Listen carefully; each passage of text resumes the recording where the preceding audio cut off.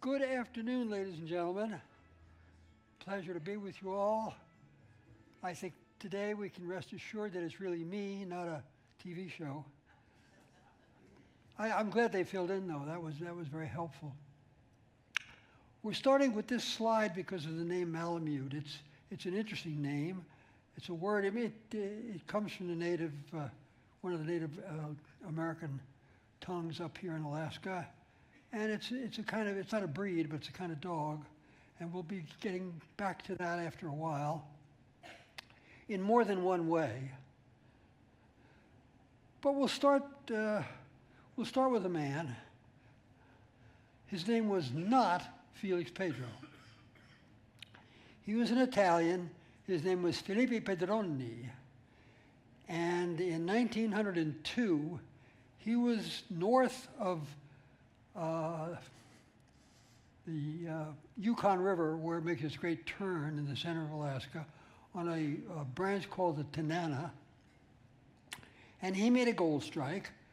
It was a good one, not a great one, but good enough that the prospectors came. Turned out that most of the gold was still in the mountain, but they knew where it was. They could follow it back from the creeks, which they did. And instead of placer mining, instead of a bunch of prospectors with pans in the creeks, you had hard rock mining, which involves digging mines and putting up big buildings with power plants and refineries and all of that, all of which happened.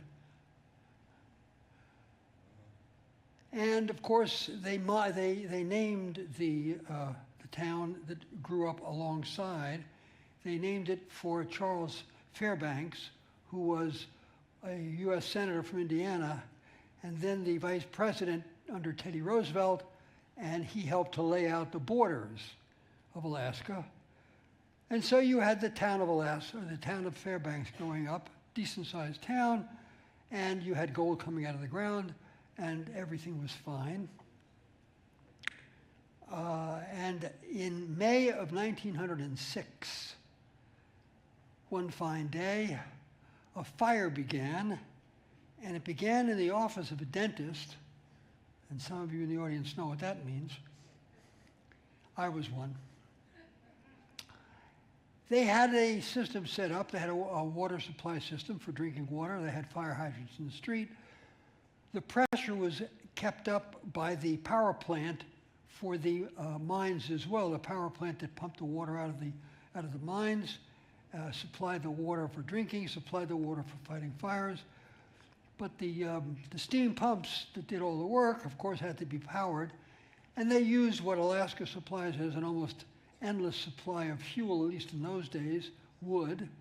But purely by chance, they had to let the level of wood supply drop down fairly low. It was enough for the mines, but they hadn't allowed enough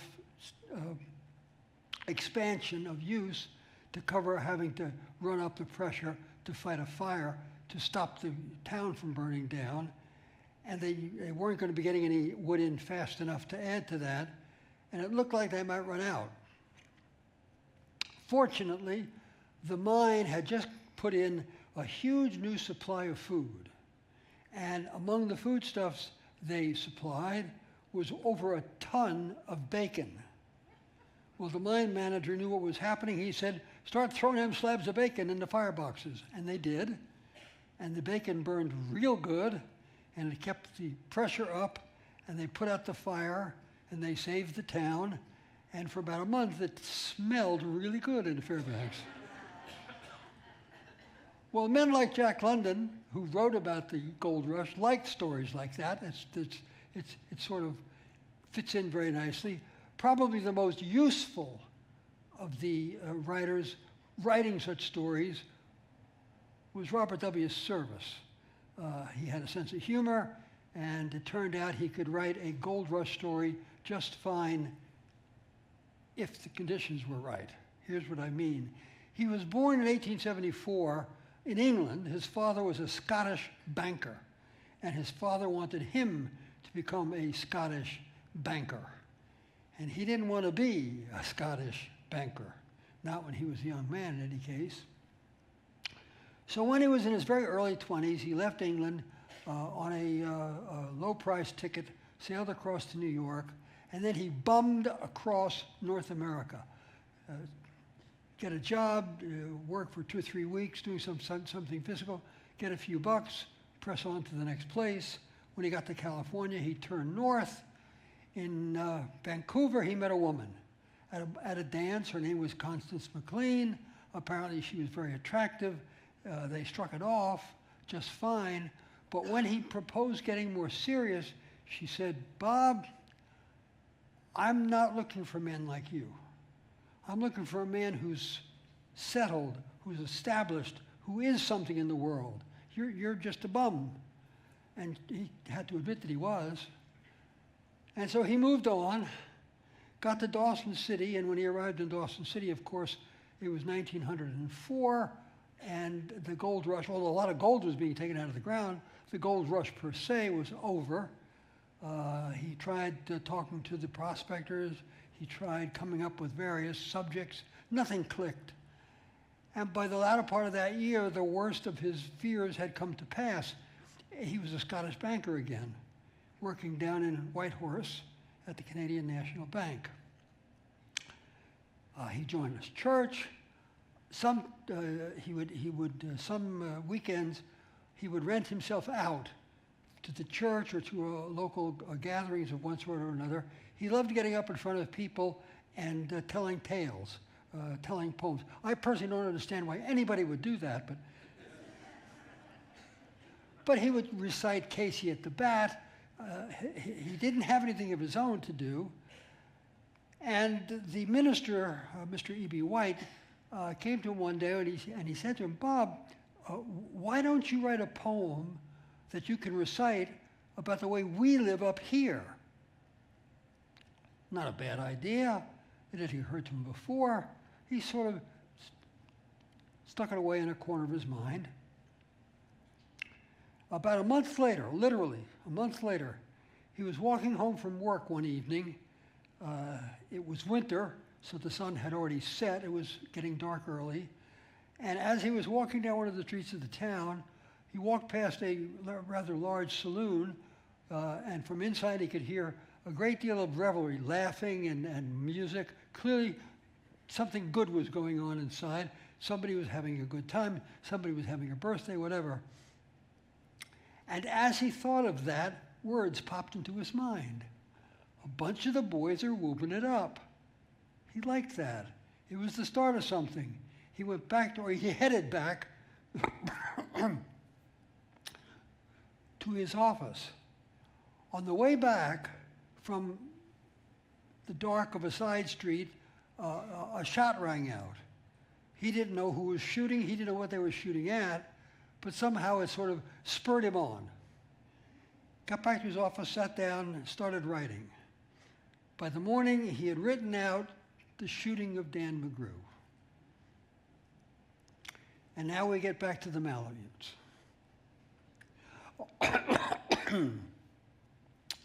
A bunch of the boys were whooping it up in the Malamute Saloon. The kid who handles the music box was hitting a ragtime tune.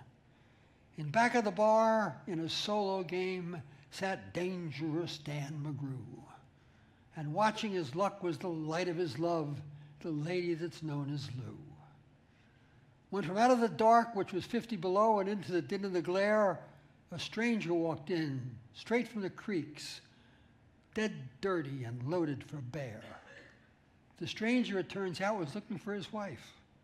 She had been stolen away from him by a man named Dan McGrew. Well, Bob Service said that Dan McGrew was the man he had just found. The two men faced off, bang, boom, bing, bang. Dan McGrew lay on the floor of the saloon, shot dead. The stranger nearby, shot and dying. And the lady that kissed him and stole his poke was the lady that's known as Lou. He printed it out. People liked it. People bought it.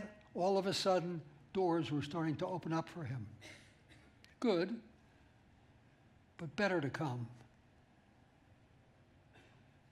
About a month later, he was in his office down in Whitehorse, and a An executive from one of the mining companies was telling him a story that he had heard, and he may have heard it third or fourth or somebody hand, or somebody may have even made it up. Nobody knew. But what he said was that there were these two friends who had come up from the south. They were living in the north. They were living in Alaska. They were working up there. They hated it. It was so cold. And they made a provision between the two of them. If either one of them were to die in that cold place, the other would not bury him in that cold, cold ground. He'd cremate him.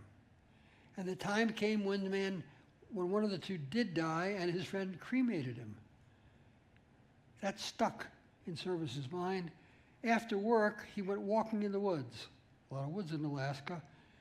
And as he walked, the words arranged themselves in his mind. By morning, it was all up there. He sat down and he wrote it out. There are strange things done under the midnight sun by the men who moil for gold. The Arctic trails tell many tales that'd make your blood run cold. The northern lights have seen queer sights, but the queerest they ever did see was at night on the marge of Lake Labarge when I cremated Sam McGee. Lake Labarge, by the way, is a real place.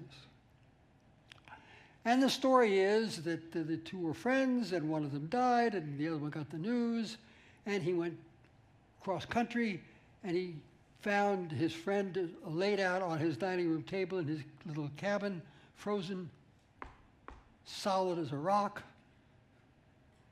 And so he put him on the sled and looked for a place to bury him. And sure enough, on the shoreline of Lake Labarge, here was the old steamer Alice May, abandoned, no longer in use. But it turned out her firebox was still in good shape. So he stripped the wood siding off of her cabins, loaded the wood into the firebox, got a really great fire going there, and when it was going real good, he carefully slid his friend's body into the fire. And then, because he didn't want to stand around and hear it hiss and pop as it burned, he closed the door and went away for a while, just an hour or two.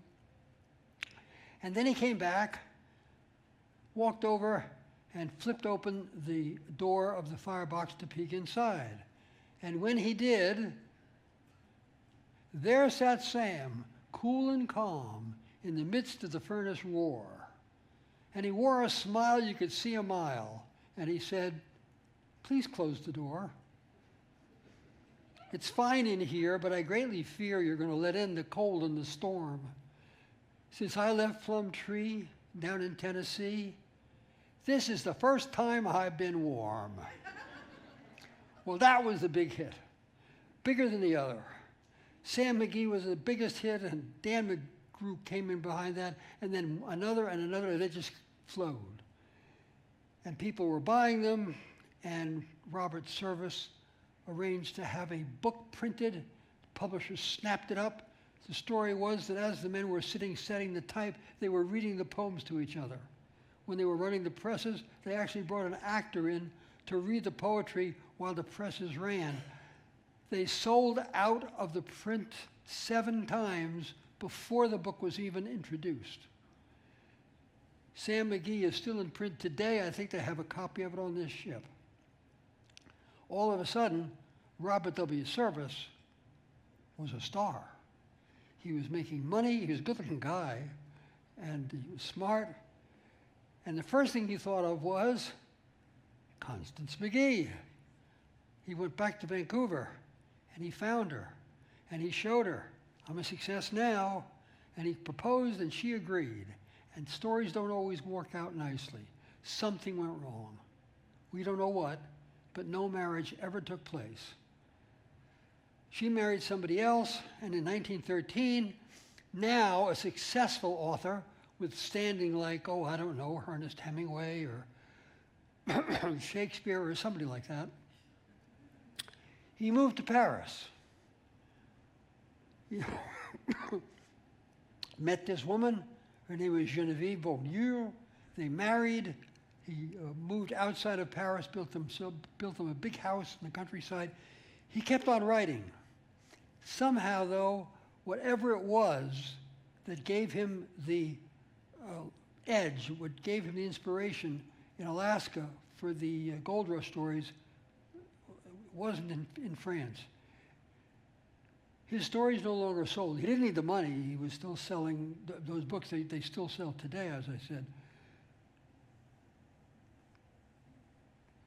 But he wasn't selling the new stuff. Still, he kept writing. One of the things he found very interesting and wrote about it was an interesting character who turned out to be a real person. No, I don't want it. A fellow by the name of Hitler, and the service wrote about him. Not nice. I mean, very savagely. He mocked him terribly. And then in 1940, when the Germans invaded France, Robert and his wife realized they were in trouble. Hitler did not take kindly to that sort of thing. He said to his wife, "We better get out." And they did. They got in their car. They headed south for Spain just 2 days before a Nazi squad arrived at their home looking for the man who had dared to make fun of Der Führer. But Service and his wife got to Portugal, got on a ship, made it to Canada, spent the war there.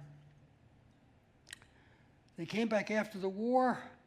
Their house had been leveled to the ground. Nazis were good at that. They rebuilt it. He lived to be 84, never had another big hit, but never wanted for money. She lived to be 102. Sometimes things work out right.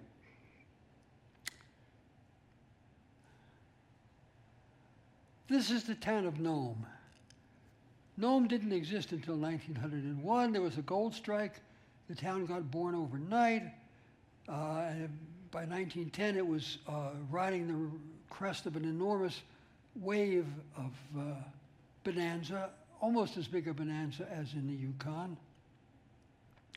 But one of the things about gold is that it runs out.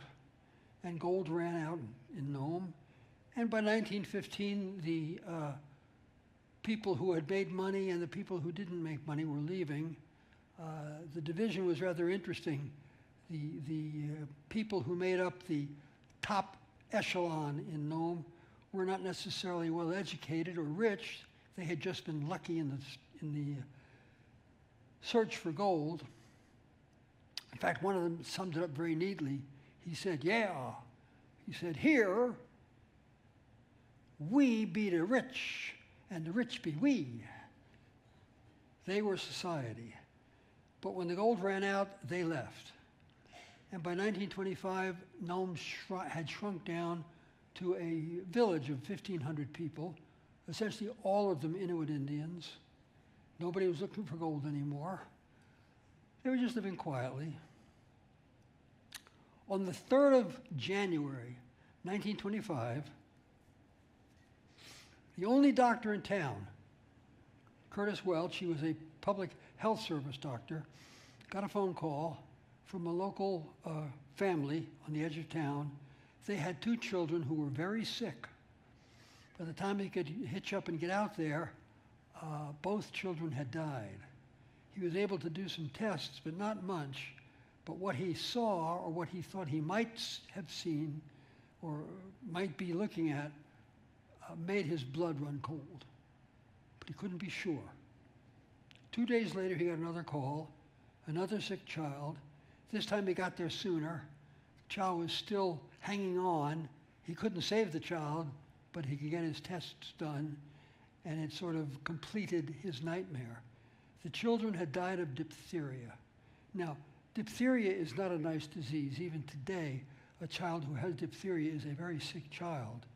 But in 1925, before antibiotics, they were a lot sicker. What was even worse, however, was there had never been diphtheria in the far north. The Inuit had never had diphtheria. There was no resistance. If diphtheria got loose, it was going to kill everyone. It would wipe out the town. It would wipe out the Indian villages around the town. It would be a minor holocaust, if you will. Ironically, there was diphtheria serum, and there were 300,000 units of it in Alaska. But they were at the Alaskan Railroad Hospital in Anchorage, which is very far south. And in 1925, the rails from Anchorage north only ran as far as a little town called Nenana. Nenana is still 625 miles away from Nome. And 625 miles in early January of 1925 meant no roads, no railroad, no means of transportation. Even the ocean was frozen. They could get the serum from Anchorage to Nome only by taking it on the railroad as far as Nenana and then by dog sled. The only means that was going to work.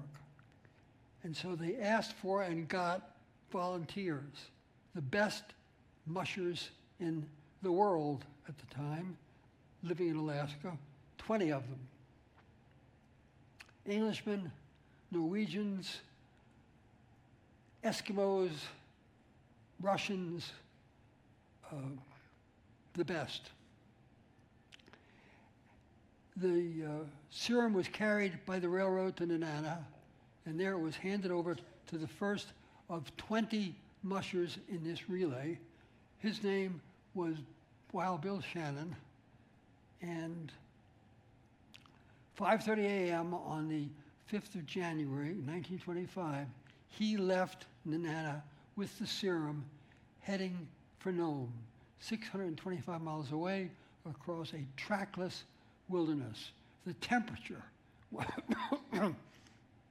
when he started, was 50 degrees below zero, so a little breezy. But they could handle it for the first 3 days. But the night of the third day, a blizzard blew in off of the Arctic Ocean. The temperature dropped from 50 degrees below zero to 75 degrees below zero, and it was a full-blown blizzard. Howling winds, a total whiteout. If you were out in it, you couldn't see your own hand in front of your face. 75 degrees below zero is a lot colder than 50. Very dangerous. By now, the mushers, passing off man to man after every 30-mile lap, had gotten the serum about 2/3 of the way. But the mayor of Nome got on the phone, and the phone only extended from Nome to a little town called Shadow, 30 miles inland. But that was the next to last stop on the supposed mushing route. And there was a man there by the name of Ed Rohn, who was to be the last musher, and he was waiting. And the mayor said to him, Ed, this blizzard is a killer. When Gunnar Carson was the next to last musher. When Carson gets there, you take him with you indoors and you stay there until that blizzard passes. Because no point in getting you killed. Rome agreed. Carson, as I said, was on the trail. He didn't get the message. He didn't know anything about what was going on.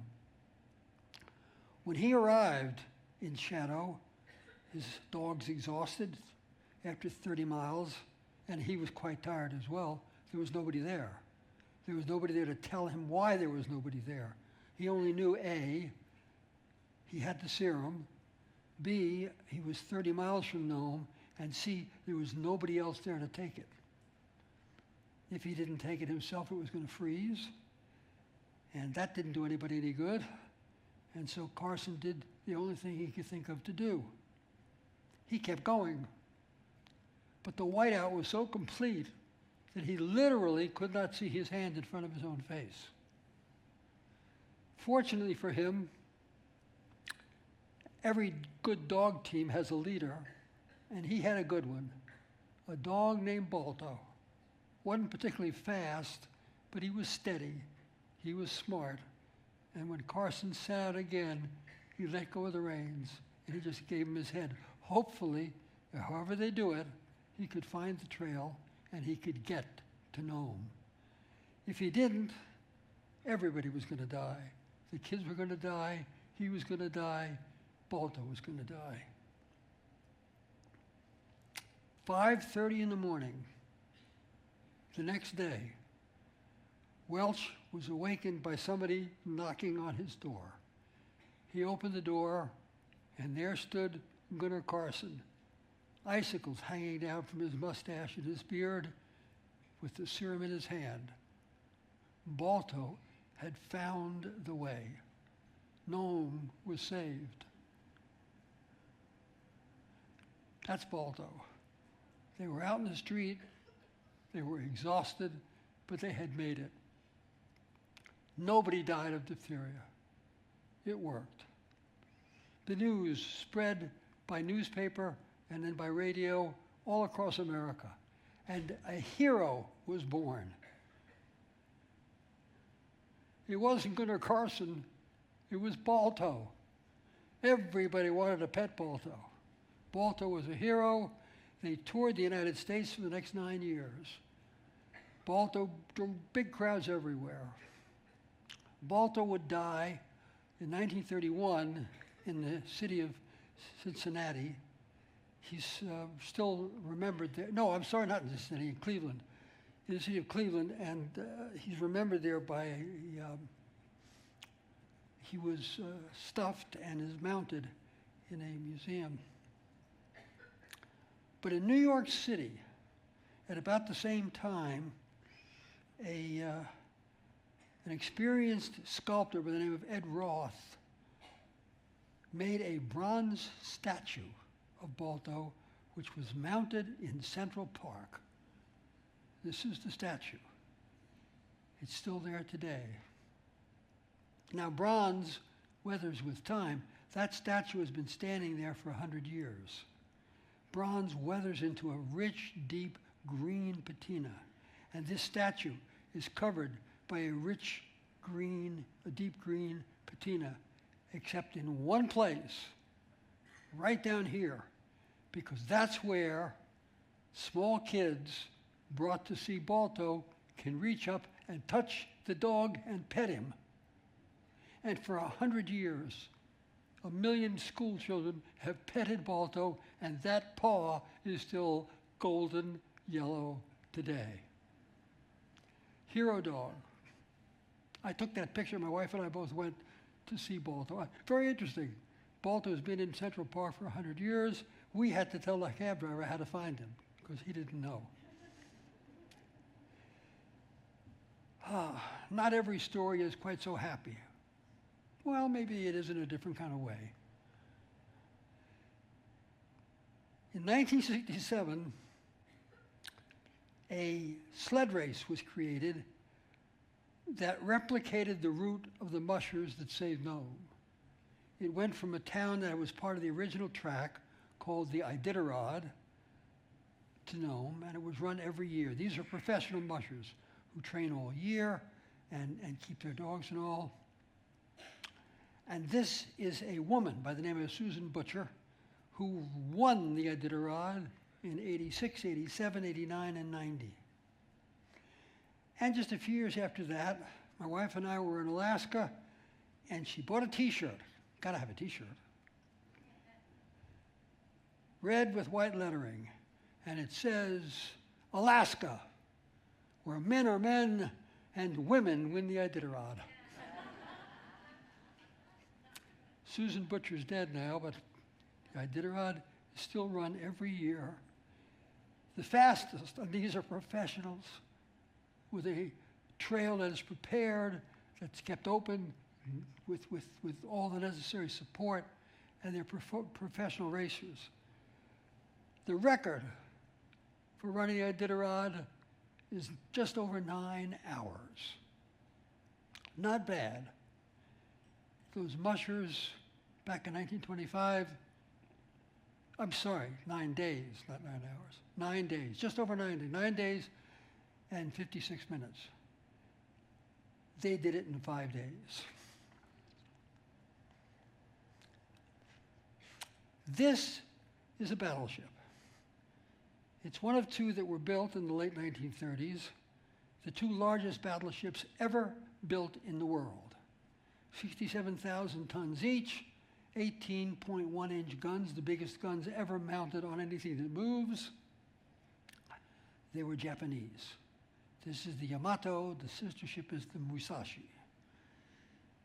As some of you may remember, I certainly do, we didn't handle ourselves real well in the years right before World War II struck the United States. We knew it was coming. We had to know it was coming. The Eagles were already in it. The Germans were already in it. They were having a hell of a good time. And the Japanese had been fighting the Chinese for 5 years. We weren't ready. And so we took a hell of a beating for the first few months of World War II.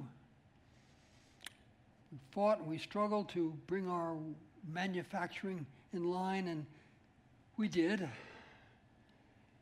And in June of 1942, the Japanese, who had at this point been successful for 6 months, they hadn't lost a battle in the first 6 months of World War II against us. We hadn't won a battle.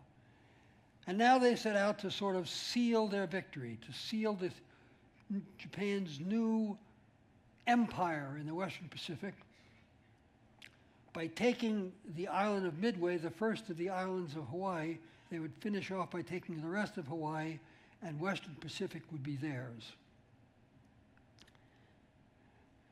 As part of the Japanese armada, and they greatly outnumbered us, they had more aircraft carriers, they had better aircraft carriers, they had better airplanes, they had more experienced pilots. They also had a diversionary part of the attack. Japanese loved diversionary plans or complex plans. Yamato was the lead ship in a group that would land Japanese troops on American soil, on the American Aleutian Islands of Attu and Kiska. Why precisely they thought that was a good idea, nobody seems to know, but they did. And so they landed the troops, and it was not completely unopposed. There were no Americans of any kind on Kiska, but we did have a powerful 12-man weather station on Attu, which the Japanese managed to take. Somehow we beat them at Midway, but that's another fantastic story. But now here we have the United States on its knees, because the Japanese won the first 6 months of the war with us hands down. Even with the Battle of Midway, we were very much in doubt. But the idea that the Japanese had a big chunk of the United States, or even a little chunk, 2 Aleutian Islands, was an additional hard pill to swallow. So as we recovered, as we built up our strength, we made it a point.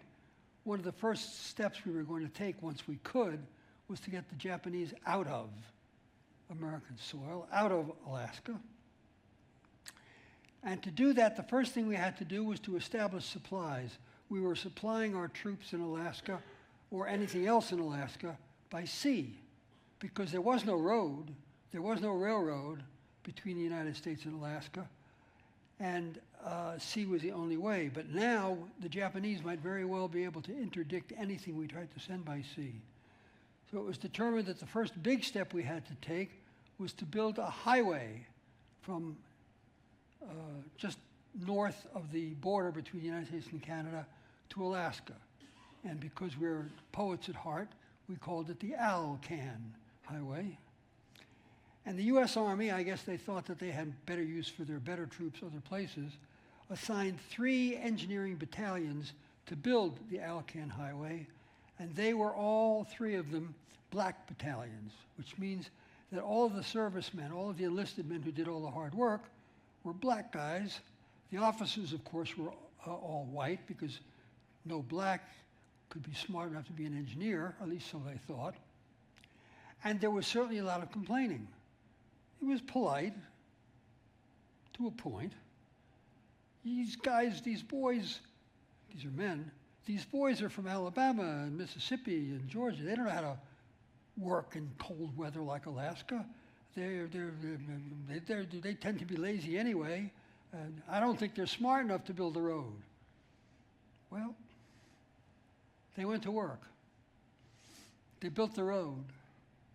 They finished it faster than schedule, under cost, threw in a couple of new air bases on Adak and Amchitka as well, and opened the first interior connection between the United States and Alaska. Seems they were perhaps a little better than people thought they were. We moved our troops up. They knew they were good enough, even if the rest of the world didn't. Not yet.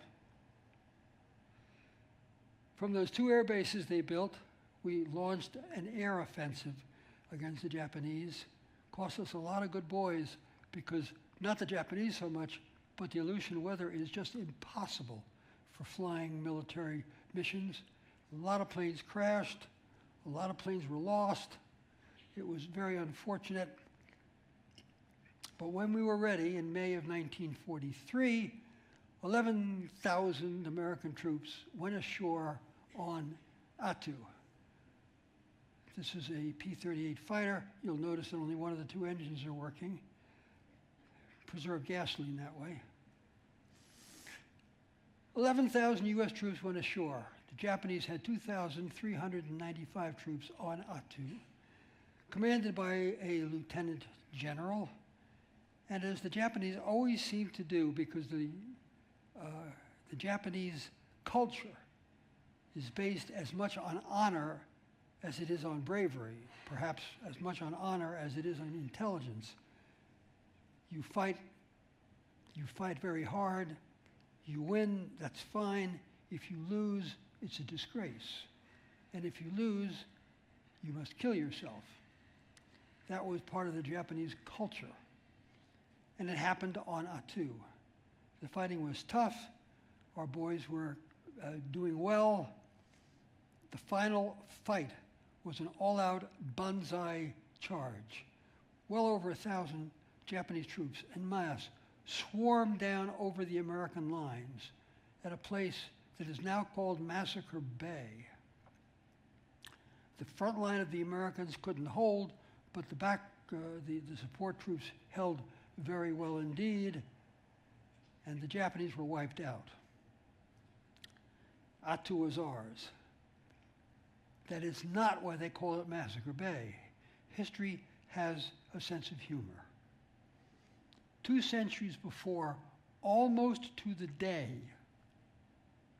the first Russian fur hunters who came ashore at Attu rounded up every Indian on the island and killed them all because they might be competitors in gathering otter fur. And that's the reason, excuse me, that's the reason it's called Massacre Bay. 2 centuries later, we just got to replay the dance. Attu had fallen. Kiska was a bigger nut to crack. Kiska had 3,600 Japanese on it. And so we were more careful to bombard it thoroughly first. We brought in a powerful support force of surface ships, both cruisers and several U.S. battleships. Not as new and as big and as powerful as the Yamato, but not bad. This is a broadside from one of ours, the USS Pennsylvania, softening the island up. Pennsylvania was one of the 3 battleships that survived at Pearl Harbor, and she was very happily paying the Japanese back. And then we invaded Kiska with 34,000 American and Canadian troops to make short work of the Japanese that were there, and short work it was. We lost just 90 men. Japanese losses, well, on Attu, the Japanese losses were total. They lost everything but 28 men. 2,845 men were either died or committed suicide. 28 men who didn't had been wounded so badly that they couldn't commit suicide, so they lost their honor and survived the war. They thanked us later. The Japanese on Kiska, 3,500. They lost just 90 men. No, excuse me, we lost 90 men between the United States and Canada. The Japanese losses were 2 dogs, and that's all. There were no Japanese on Kiska. There had been, but 4 days before the invasion, in the middle of the night, when their honor would not have allowed them to do it, their officer, who apparently had some germ of humanity in him, saw to it that they were all evacuated safely and got home to tell tales to their grandchildren about it. Alaska was a territory, unincorporated. From 1906, which was the first time they did it, bills were passed in Congress offering to make Alaska a state. Two forces worked against that. First was the gold mining operation, now run by big corporations, and second was salmon cannery, also run by big corporations. They were big enough, they employed enough people, they processed enough money through their coffers every year to run Alaska. They liked it that way. They ran it the way they wanted it to run. If it had become a state, the citizens would have been involved. Messy business. So bill after bill after bill was introduced, and bill after bill was defeated.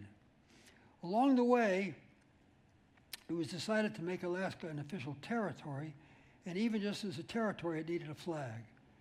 And so in the late 1920s, there was a special competition in the state of Alaska. Any Alaskan citizen could enter. Age didn't matter, sex didn't matter, anybody could enter. And they did. This was the winning entry. It's called the North Star flag. The deep blue of the northern sky, that's the Big Dipper, and as any Boy Scout will tell you, it points to the North Star. The North Star flag was designed by a brilliant commercial artist, a 13-year-old orphan Indian boy named Bobby Benson, and it became the state flag when in January of 1959, the phone finally rang on the desk of the governor of the state of the territory of Alaska. He answered the phone, jumped out of his chair, ran out the door yelling, "Close the schools, ring the bells, and let's get going." Alaska was the 49th state. Bobby Benson fought in World War II. He's gone now.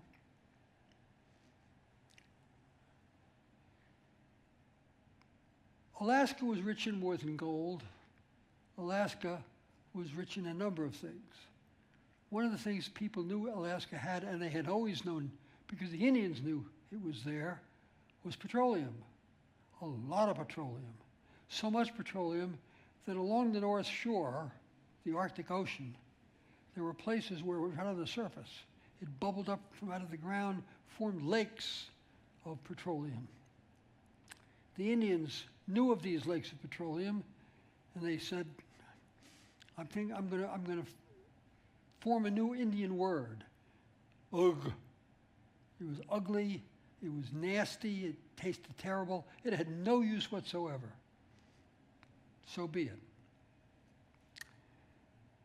But just after 1900, an American fellow by the name of Ford suddenly did something that made petroleum very valuable. In Alaska, there was a school teacher by the name of William Van Valen. He had been listening to his students talk about these Alaskan oil lakes, and he thought to himself, well, you know, if it's true, sometimes the Indians make things up, but maybe this time they didn't. And if I could get up there, I could claim that. I'd be as rich as Henry Ford. And so he did. He took a trip 500 miles overland to the north shore of Alaska, and there they were. They weren't little ponds, they were big pools, lakes of oil just bubbling up from under the ground, just fighting to get out. My God, he thought, they're begging me to be a rich man.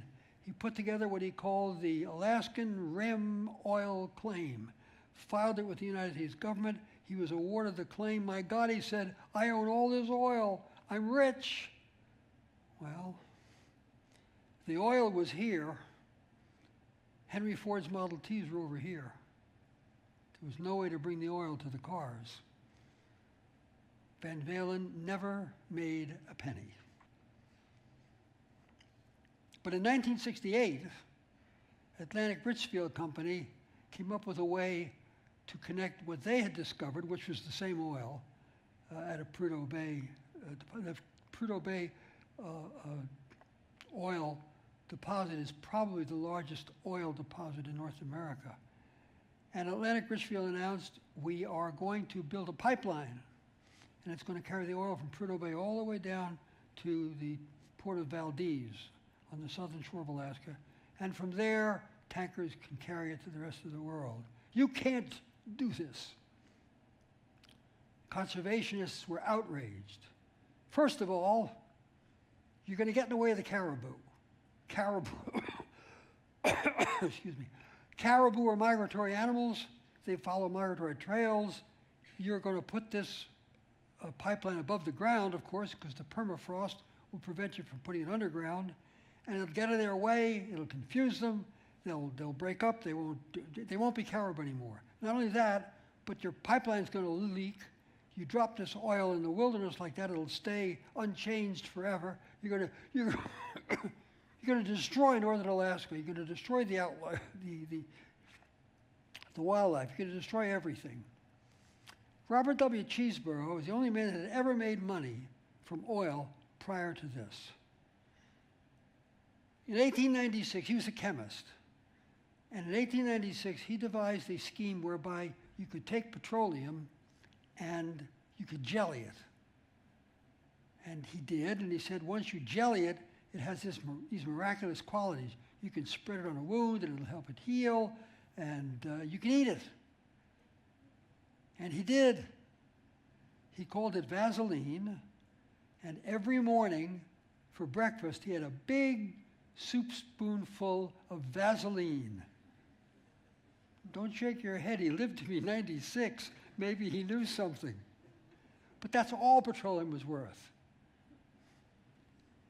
This is the Atlantic Richfield pipeline.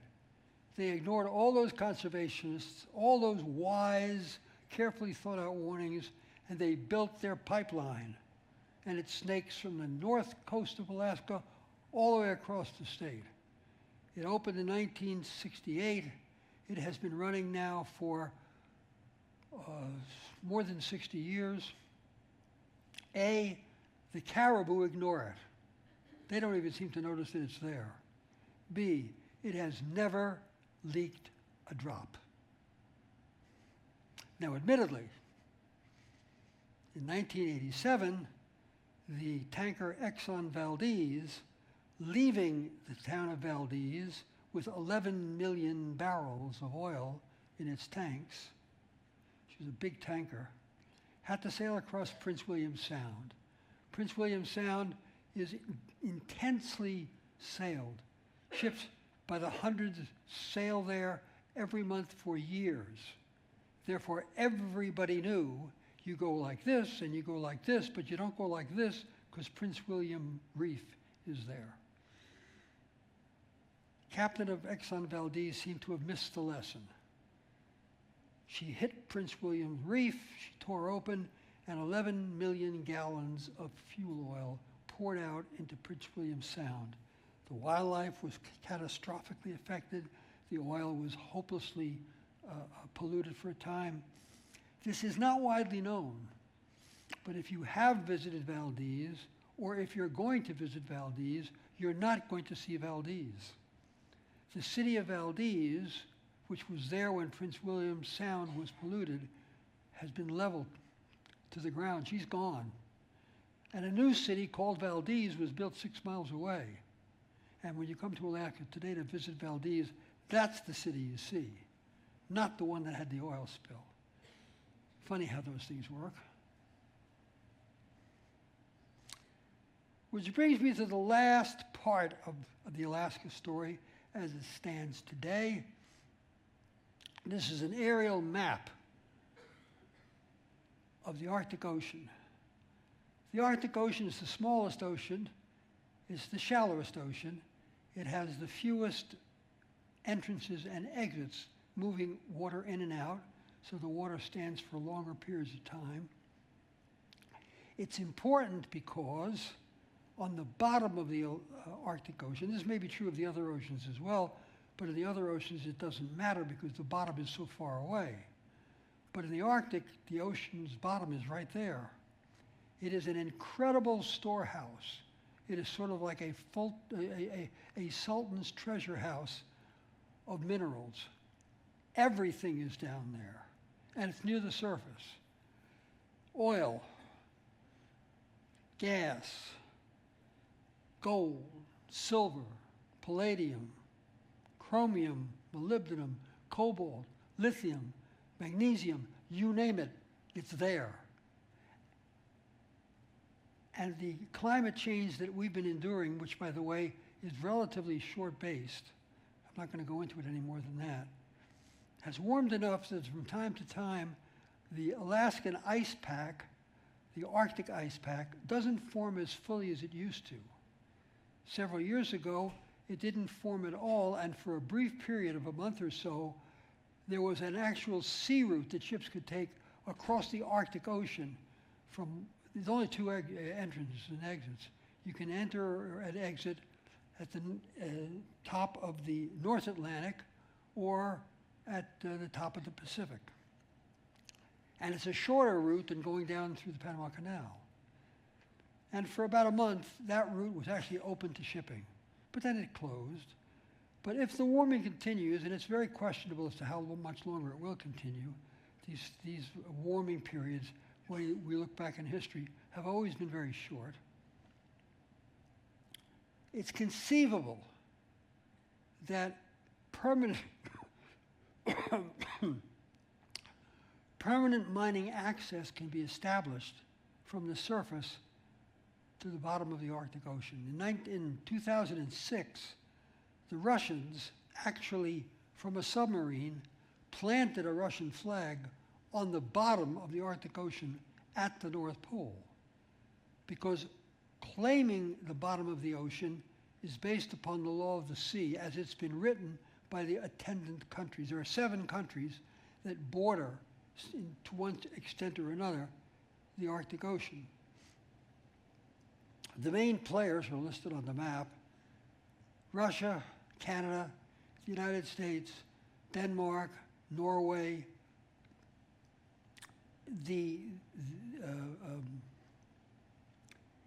These countries all have shorelines on the Arctic Ocean. The amount of shoreline they have determines the amount of ocean bottom they control. And adding into that is the degree to which the continental shelf has intruded, and the Russians claim a larger piece of the continental shelf than anybody else. So there may be problems brewing. Russia claims more than they're entitled to, perhaps. The United States and Canada stand together, and we make a rather large stand when we do. So there may be trouble ahead. We shall see. The Alaskans are pretty good at defending what they have. They're pretty good at standing off enemies like that. I think we can end our story of Alaska with an interesting little tale of an Alaskan and a Texan getting into a fight in a bar somewhere, maybe halfway between the two and maybe not. And the Texans bragging, as Texans have a wont to do, about things like the size of his shoes and how nice his hat is. And the Alaskan finally says, "Look, stop your boasting. You keep this up, we're going to cut Alaska in half, and Texas is going to be the 3rd largest state." Which is true. It brings me to the end of my stories. It brings me to the end of this cruise for us. One last comment: if you're interested, we have these talks on tape or in other forms. They're available. And all the rest of my stories are available too, and I've got an awful lot of them. So if you want one or more, stop by the shops on Deck 5. They can work something out for you. If you don't, let me just simply say it is my great pleasure to have been able to present these stories to you. It is a fascinating place. I'm glad you have all come to Alaska to see it. Hopefully it won't be the last time. Thank you all so much for coming.